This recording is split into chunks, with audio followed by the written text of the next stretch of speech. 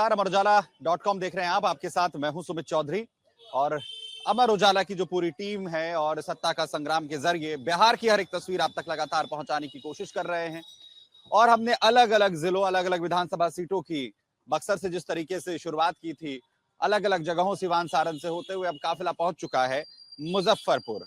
मुजफ्फरपुर का जब भी आप नाम सुनते हैं तो आपके मुंह में मिठास जो है वो लीची की आती है। आजादी के जब आंदोलन की बात होती है तो आपको खुदीराम बोस से जो है वो याद आते हैं। लेकिन मुजफ्फरपुर की जो इस वक्त धरती है उसमें विधानसभा चुनाव का जो मिजाज है, आखिर उसका जो तड़का है वो किस ओर जाता हुआ दिख रहा है। जनता के मुद्दे क्या हैं, सुबह का वक्त है और रोज की तरह एक चाय की टपरी पर जाकर हमने जानने की कोशिश की है। बात यहाँ पर करेंगे लोगों के साथ कि आखिर यहाँ का चुनावी मिजाज इस बार क्या है, जो सियासी समीकरण है वो आखिर किस तरीके के नजर आ रहे हैं।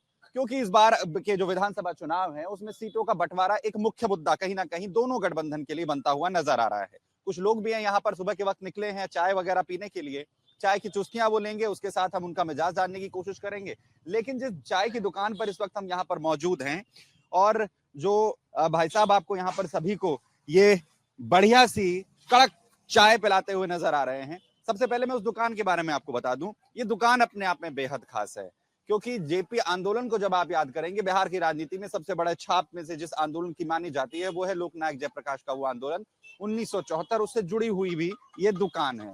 दुकान को जो है ये भोला चाय के नाम से मशहूर है मुजफ्फरपुर के अंदर और राजनीति का एक बहुत बड़ा केंद्र मानी जाती है। अक्सर लोग यहाँ पर चर्चाओं करते हुए नजर आते हैं। भाई साहब क्या नाम हुआ आपका? जी हम भोला चौधरी हुए। बोला जी, कई जो है आपके अखबारों में हमने देखी, आपने फोटो वोटो भी दिखाए हमें। कितनी पुरानी आपकी दुकान है? दुकान तो 100 वर्ष पहले की है क्योंकि मेरे पिताजी बुजुर्ग होकर गुजर गए, अब हम भी बुजुर्ग हो गए हैं 100 वर्ष पहले। ये चाय की दुकान ऐतिहासिक चाय की दुकान है, लगातार चाय बिकते आ रहे हैं, हम भी बेच रहे हैं। और ये जयप्रकाश आंदोलन जब शुरू हुआ 70 से लेकर 74 तक, तो ये 74 आंदोलन उत्तर बिहार का केंद्र बिंदु था। और इस दुकान का एक कोड नाम पड़ा था आंदोलनकारियों के बीच में, कोड नेम था होटल डी पेरिस। नाम भोला जी का चाय दुकान, लेकिन कोड नेम था होटल डी पेरिस। तो आंदोलनकारियों की जो मीटिंग जो होती थी वो कोड नेम से ही होता था, किसको कहाँ जाना है, किससे मिलना है, पर्ची पंपलेट आ रहा है उसको पहुंचाना है, जेल की समाचार यहाँ तक लाना है, यहाँ के समाचार जेल तक पहुंचाना है, आंदोलनकारी जो बंद थे नेता लोग। ये भूमिका इस चाय दुकान की हम लोग का था। हम भी छात्र थे उस समय, आंदोलन में हम भी थे। उस जमाने में यहाँ पर उड़ीसा किशन पटनायक तक आते थे, आपके कर्पूरी ठाकुर का जमाना था, कर्पूरी ठाकुर आते थे, नीतीश जी आते थे। जो भी उस समय कांग्रेस के जितने भी दल थे, उसके जितने भी वरिष्ठ नेता थे, सब आते थे। यहाँ तक कि कोई हम नहीं बताना चाहिए, बोल लेते हैं, नक्सल के बड़े नेता थे विनोद मिश्रा जी, उनका भी आगमन होता था। बड़े बड़े लोग उस वक्त में आए हैं। हाँ, ये संपर्क सूत्र का संपर्क केंद्र था, इसलिए कि हम भी आंदोलनकारी थे। अच्छा ये बताइए, उसके बाद कभी नीतीश बाबू आए दोबारा? जी हाँ, मुख्यमंत्री बनने के बाद उनको याद आया कि मेरा यहाँ मित्र है, भाई है, तो वह विकास यात्रा के दौरान आए थे शहर में, तो यहाँ हमसे मिले, व्यक्तिगत तौर पर मिले, चाय पिए, हाल समाचार लिए और आए थे। अच्छा ये बताइए, क्योंकि आपके यहाँ तो हर मिजाज के लोग आते हैं चाय पीने के लिए, सुबह से ही हम देख रहे हैं कि अच्छी खासी भीड़ हो गई है। क्या चर्चा चल रही है आजकल? चर्चा चुनावी चर्चा है। चुनावी चर्चा में अभी जो नीतीश बाबू का बीजेपी का जो अभी योजनाएं सब आ रहा है, जो बाहर बहाया जा रहा है, उस पर निश्चित तौर पर चर्चा होता है। जैसे बिजली फ्री हो गया, दिव्यांगों का, महिलाओं का, बुजुर्गों का जो पेंशन मिल रहा है उससे लोग खुश हैं।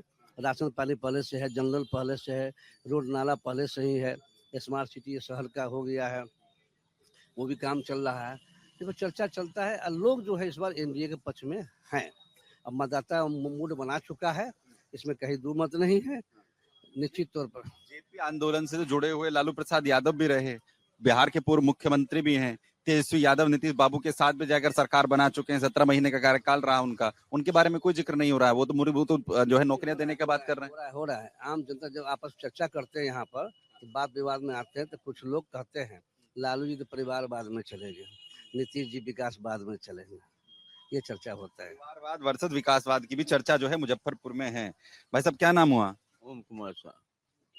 क्या? कुमार साहब। ओम कुमार शाह, अच्छा यहीं के रहने वाले हैं? जी ना, देहात में। देहात से हैं तो विधानसभा तो जिला तो यही लगता है ना? हाँ, जिला यही। क्या माहौल चल रहा है आजकल यहाँ पर? माहौल तो हम लोग नीतीश बाबू को जानते हैं सर, हम लोग तो नीतीश कुमार। नीतीश बाबू को जानते हैं, काहे बहुत काम करवा दिए। काम भी करवा दिए। दूसर बात की, लालू यादव के सरकार में दंगा ज्यादा होता था। देहात के अंदर में लोग यादव सब घेर के वोट नहीं गिराने देता था, इसलिए हम लोग नीतीश कुमार का। डर नहीं लगता है अब कब बढ़िया हो गया काम? डर नहीं है अब, डर भय नहीं है, पहले डर लगता था। 5 गोटा मिल गया, वो छाप लिया। सड़क बढ़िया हो गया है। जी। तेजस्वी बाबू पर भी भरोसा नहीं है? तेजस्वी बाबू क्या, जब उन पर भरोसा न हुआ तो फिर वही राज हम लोग थोड़ी चाहते हैं, जो 15 साल हम लोग को देखा हुआ। तेजस्वी बाबू तो कहते हैं कि जो पीछे हो गया हमको माफ करिए, हम तो आगे करेंगे, हम तो नौकरी दिए हैं 17 महीने में। नौकरी का करेगा न करेगा बात के ना। अभी जो है नीतीश जी 1100 वृद्धा पेंशन दे रहा है, तो हमारा क्या कुछ न कुछ हम लोग को पहले कुछ मिलता था, कुछ नहीं।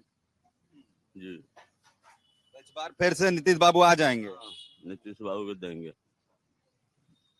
क्या नाम हुआ भैया? ज्ञानदेव चौधरी। जी। आप यहीं के रहने वाले हैं? जल चौक, मुजफ्फरपुर। मेरा नाम सुमित चौधरी है, वो पश्चिमी उत्तर प्रदेश नोएडा जो इलाका है वहां का रहने वाला हूँ। बिहार का मिजाज जानने के लिए निकले हैं, गाड़ी भी आपने देखी होगी हमारी। मुजफ्फरपुर में वो जो लीची की मिठास है और उसके साथ अब चुनाव का तड़का लग रहा है और चुनावी चाय यहाँ पर बेहद कड़क है। क्या बन रहा है, क्या पक रहा है मुजफ्फरपुर में? क्या हो, नीतीश बाबू फिर रहेंगे और क्या, वही आएंगे फिर। क्या वजह है कि ऐसा क्या कर रहे हैं यहाँ बिहार में? काम तो अच्छा कर रहे हैं अभी तक। रोड का काम और नाला सब का काम हो रहा है, बहुत बढ़िया हो रहा है। पहले से बहुत बढ़िया है, अच्छा हो रहा है काम। महागठबंधन वाले कह रहे हैं कि नीतीश बाबू बस का जो कार्यकाल हो गया है, बढ़ाए गए हैं। बुढ़ा रहे, काम कर रहे हैं ना। बुढ़ाने मतलब थोड़ी काम होना चाहिए ना बिहार में, ढंग का काम होना चाहिए। बुढ़ाने से क्या होता है? अब तो युवा की जरूरत है कि युवा आएगा, वो 3 करोड़ नौकरी देने की बात कर रहे हैं। कह रहे हैं हम घर घर में नौकरी दे देंगे, हर परिवार को नौकरी दे देंगे। कुछ नहीं देगा, सिर्फ कहता है लोग, देता कुछ नहीं है। कहते हैं लेकिन देंगे थोड़े, कुछ नहीं देंगे। जीत जाने के बाद मुझे वो आएगा नहीं देखना कुछ। जीत जाने के बाद अभी जीतना है उनको, तब न कह रहे नौकरी देंगे। जीत जाने पर दोबारा नहीं आएंगे। 17 महीने दिया था नौकरी, बैठे थे नीतीश बाबू के साथ में, कह रहे वो 5 लाख नौकरी जो है हमें दिया था। नीतीश बाबू कह रहे हैं कि हमने दिया, 6 लाख की बात कर रहे हैं, हमारी तो 5 लाख तो हमारी थी। बताइए, झूठ सांझ जो है कोई भरोसा नहीं है। नहीं। नीतीश जी ठीक है, काम ढंग से करवा रहे हैं, दोबारा वही आएंगे, आएंगे अच्छा है। क्या भैया, तेजस्वी बाबू नहीं देंगे नौकरी? वो को जी देंगे। वो तो 15 साल उनका पिताजी रहे लेकिन कुछ नहीं किए। नहीं, खाली लाठी में तेल पिना बना, भैंसी पर चढ़ा बन। हम की फिर नीतीश कुमार आएंगे। फिर नीतीश कुमार आएंगे। और तेजस्वी बाबू कह रहे हैं कि हम नौकरी दिया है पिछले 17 महीने में, नीतीश बाबू के साथ बैठ के बीजेपी के साथ कौन कुछ नहीं कहे। नहीं है, कहते हैं लेकिन करते नहीं है। जीत के जाएंगे फिर वही ढकोसला शुरू कर देंगे। हाँ, भरोसा नहीं होता। 3 करोड़ नौकरी की बात कर रहे हैं बाबूजी, कह रहे हैं कि हर एक घर में नौकरी दे देंगे सरकारी। 100 करोड़ का मालिक बना दिया लालू प्रसाद तेजस्वी जी को। अब कौन सी जनता के लिए किए? कुछ नहीं। परिवारवाद कह रहे हैं कि तेज प्रताप को तो अलग कर दिया, तेजस्वी को ही को आगे कर रहे हैं। काहे का परिवार? तेज प्रताप जो है सो जाके मिल गया ना उसमें, बीजेपी में। बीजेपी में मिल गए। वो तो राजनीतिक है, जो कहते हैं वो करते नहीं है। जो दिखावे के लिए है कि घर से निकाल दिए हैं, लेकिन घर से नहीं निकला हुआ है। अरे वो अति हुआ कि हाँ घर से निकाल दिया गया है। घर से निकाल, अपना बाल बच्चा को कोनो घर से निकालता है? अंदर चल रहा है सब गठबंधन में जा रहा है। हाँ। फिर आ जाएंगे नीतीश बाबू इस बार? एकदम श्योर आएंगे। बढ़िया लगते हैं नीतीश बाबू जी, बढ़िया लगते हैं। क्या भाई, क्या नाम? राजीव कुमार रंजन है। रंजन साहब, कौन आ रहे हैं? नीतीश आएगा, एनडीए आएगा। नीतीश का काम, नीतीश नहीं बोलता है, नीतीश के काम बोलता है। एनडीए नहीं बोलता है, एनडीए की काम बोलता है। नीतीश को नाम पर नहीं, काम पर हम लोग वोट देंगे, फिर एनडीए सरकार आएगी। बार तो लेकिन टिकट बदल दिया रंजन बाबू, आपका भी नाम वही, प्रत्याशी का भी नाम वही एनडीए के। देखिए, सबसे पहली बात है कि अगर यदि बिहार के जनताओं में थोड़ा सा भी सोच होगा तो नीतीश ही एनडीए फिर आएगी। अन्यथा फिर वही पिछले जो 20 साल पहले जो शासन था, जंगल राज, वही कैम हो जाएगा। फिर कहेगा भूरा बाल साफ करो, तेल पिलाओ, लाठी घुमाओ, भैंस चराओ, फिर चरवाहा विद्यालय खुल जाएगा। इसलिए फिर यदि विकास करना है, देश को, बिहार को आगे बढ़ाना है, तो एनडीए को लाना जरूरी है सर, ऐसे नहीं होता है। और ये युवा कहते हैं, युवा में तो खून गर्म होता है, ले लाठी दे मुक्का। तो नीतीश बाबू तो वो तो खून गर्म तो है नहीं, उनका तो काम से मतलब है। ये नमा पास व्यक्ति युवा, वो लाठी खाली मुक्का, धक्कम मुक्का जानते हैं। पायल बायल क्या कहते हैं, बल्ला पहनने वाले आदमी हैं। अब बल्ला पहनने वाले आदमी से हम लोग डरते हैं, चूंकि हम भूमिहार समाज से हैं। और ये लोग जो है, जो इतना हम लोगों को पीछा किया, जो आज तक कोई नहीं किया है। जो 75 साल के अंग्रेज भी शासन काल में भी हम लोगों का जो स्थिति जो था, उससे भी बद से बदतर बना दिया ये 20 साल में लालू प्रसाद यादव जी। क्या कहें हम। अच्छा बात है, बताइए रंजन जी, लाठी पिलाए तेल घुमाए, लाठी घुमाए तेल पिलाए, इसे डर लग रहा है। तो फिर एक बात बताइए कि यहाँ मुजफ्फरपुर सीट पे तो महागठबंधन वाले क्यों जिताए रहे हैं लंबे वक्त से? देखिए, तो आता ही नहीं एनडीए। आएगा, आएगा, जरूर आएगा। थोड़ा सा जो है इसमें ढकोसला चल रहा है, वही नीति है, तेल पिलाओ, लाठी घुमाओ, मार काट जो है, वोट हड़पो। तो इसलिए महागठबंधन आ जाते हैं और कोई नहीं आता है। लेकिन दिल के, जो जनता के हर व्यक्ति के दिल में ही नीतीश कुमार है। नीतीश कुमार है। क्या भाई साहब, क्या नाम हुआ? वसीम अहमद मुन्ना। मुन्ना जी, बताइए क्या हो रहा है इस बार मुजफ्फरपुर में? सबसे पहले आपको बता देते हैं, ये मुजफ्फरपुर की पावन धरती है। इस धरती को जो है लीची की मिठास और चूड़ियों की खनक से पहचान होती है। यहीं गरीब स्थान की मंदिर है, यहीं दाता कमल शाह का मजार है। जहाँ पर हम बैठे हैं, ये संतोषी माँ की मंदिर का स्थान है। तो इस बार बदलाव होने जा रहा है, बिहार में बदलाव होने जा रहा है। जो हमारे जो है एनडीए सरकार में जो लोगों को जो भुगतना पड़ रहा है जिस तरीके से, तो इस बार युवा पीढ़ी जो है समझिए मन बना चुके हुए हैं कि इस बार जो महागठबंधन की सरकार बनने जा रही है। क्योंकि हमारे नेता तेजस्वी जी ने जो 17 महीना में करके दिखाया है, वो समझिए कि जो 15-20 वर्षों में जो है मुजफ्फरपुर पूरे बिहार में नहीं हो पाया। तो इसलिए इस बार बदलाव जो है तय है। भाई साहब, अभी तो सुना आपने, कह रहे कि लाठी घुमाए और तेल पिलाए का जो है सरकार आ जाएगी। वो 17 महीने की बात कर रहे हैं। पास्ट की बात हम नहीं कर रहे हैं, प्रेजेंट की बात कर रहे हैं। जो 17 महीना में जो हमारे नेता ने किया और जो हमारे नेता वादा कर रहे हैं, वो हमारे नेता कहते नहीं है, हमारे नेता उसको जो पूरा करेंगे। तो इसलिए तेजस्वी जी जो कह रहे हैं कि हर घर में हम एक नौकरी देंगे, तो ये 100% नहीं, 110% परफेक्ट है कि वो हर घर में नौकरी देंगे। हर बेरोजगार को रोजगार देने का कार्य करेंगे। स्वास्थ्य की बात होगी, शिक्षा की बात होगी, समझिए जो कह रहे हैं वो होगा। समझिए, ये हम आपको वादा, जो हमारे नेता वादा कर रहे हैं, इस वादा को जो 100% परफेक्ट वादा हो रहा है। इस बार की बदलाव तय है, बदलाव तय है। इस बार बदलाव होगी, युवा पीढ़ी मन बना चुके हुए हैं। तो इस बार बिहार की सरकार बदलने जा रही है, महागठबंधन की सरकार बनने जा रही है। क्या भैया, क्या नाम हुआ? सुरेश प्रसाद। बदलाव हो रहा है क्या इस बार? नहीं, बदलाव नहीं होगा, सरकार तो बनेगी नीतीश जी का ही। और जहाँ तक 17 महीने का सवाल है, तो वो नीतीश जी के सपोर्ट से ही तेजस्वी जी किए हैं, न कि तेजस्वी जी अपने बलबूते। यही तो हम कह रहे थे कि सारे यही कह रहे हैं कि नीतीश बाबू, सिग्नेचर तो नीतीश बाबू का था। अपने पावर को जो है छुपा कर रखे। हमारे तेजस्वी जी आने के बाद वो अपने पावर का जो इस्तेमाल किए, जो रोजगार बचा हुआ, जो ये लोग छुपा के रखे हुए थे, जो युवा के साथ धोखाधड़ी कर रहे थे, जो समझिए छल छलावा कर रहे थे, हमारे नेता तेजस्वी जी ने 17 महीने में उस रोजगार को देने का कार्य किए।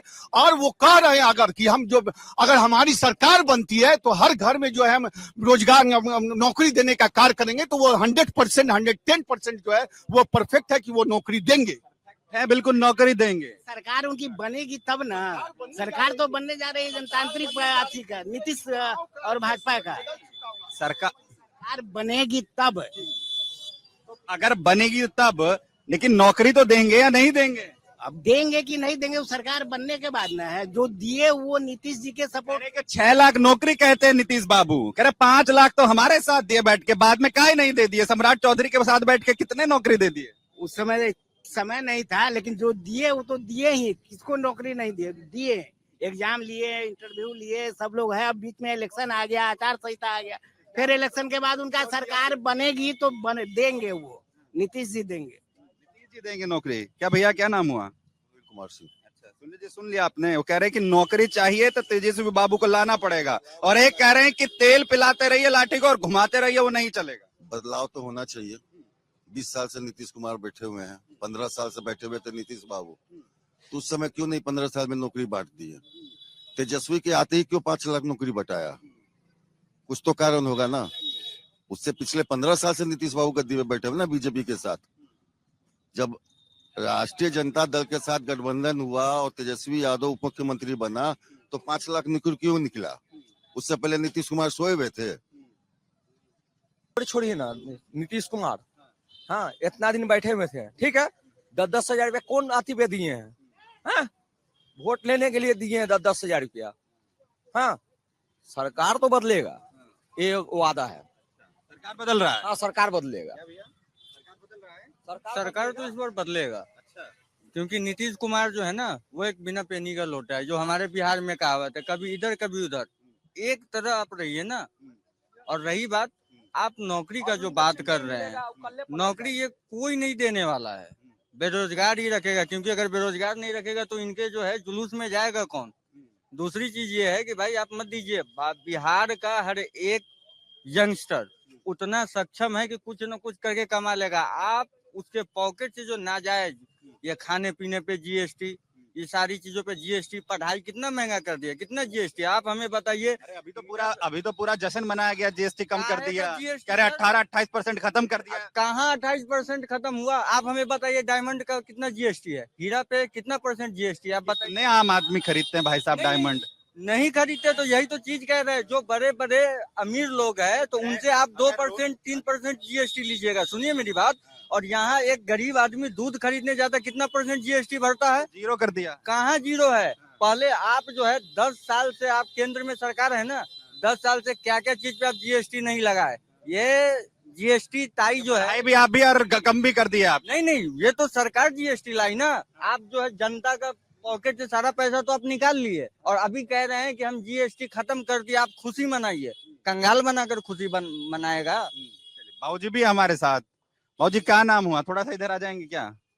देखिए युवा जो है वो चश्मा लगाए हुए हैं और बड़ी बड़ी बात बता रहे हैं। यहाँ पर कह रहे हैं कि जीएसटी की बात हो रही है, कह रहे बढ़ाने वाले भी वो, कम करने वाले भी वो। अब मुजफ्फरपुर बताएगा कि किसको क्या फायदा होगा। बताइए क्या स्थिति है मुजफ्फरपुर में? मुजफ्फरपुर की स्थिति जैसी थी वैसे ही रहेगी। जस की तस, कोई बदलाव नहीं, उसमें कोई बदलाव नहीं होने जा रहा है। और सरकार में यहाँ की सीट सरकार को नहीं मिल रही है। क्या वजह है? ये मुजफ्फरपुर वहीं का वहीं है, वो बदलता ही नहीं है। माननीय जिनको टिकट मिलनी चाहिए थी